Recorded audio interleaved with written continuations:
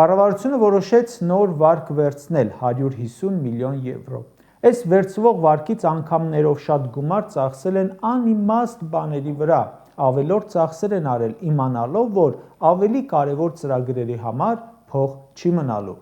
ԱԱՑ-ի 7 նոր ավտոմեքենան, որոնց համար ծախսվեց $200,000, որքանով էր Հրատապ։ Կամ $820,000 ծախսեցին սգո օրերին տոնական համերգ անցկացնելու համար, $120,000 տվեցին ներքին գործերի նախարարի համար նոր ամենագնաց գնելուն։ Ասում է, ինչ եք աղմուկ անում, սովորական գնում է, էդ ձեզ համար է սովորական,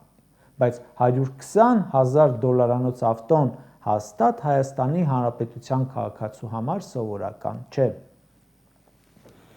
$110,000 տալիս են ինչ-որ նորաձևության շաբաթի համար, $133,000 տալիս են ազգային ժողովի դահլիճներից մեկը վերանորոգելու համար։ Այս ծախսերից որ մեկն էր Հրատապ, կարող է կառավարությունը բացատրել։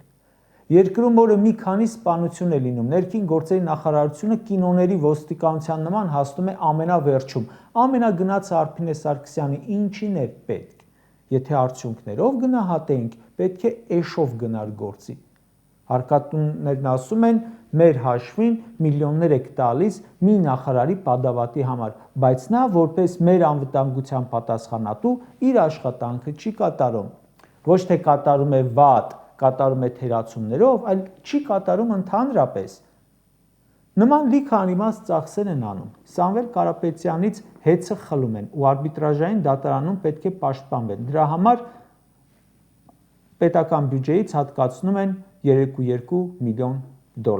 Կառավարությունը կայացնում է որոշում, որը չունի հաշվարկներ պետության շահի տեսանկյունից, զուտ նախընտրական, ՔՊԱ-ներին աշխատանքով ապահովելու, գործարանին վախեցնելու, խլելու համար որոշում է կայացնում, հետո հարկատուների միջոցները վատնում է իր սխալ որոշումը միջազգային հարթակում պաշտպանելու համար, ու դա անում է արտաքին պարտք վերցնելով։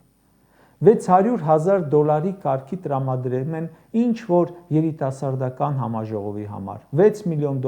Ջենիֆեր Լոպեզ պարացնելու համար եւ այլն, լիքն են տարվա ընթացքում այս անիմաստ ոչ հրատապ ծախսերը, որոնց վրա մսխում են պետական բյուջեն ու կուտակում են պարտքեր։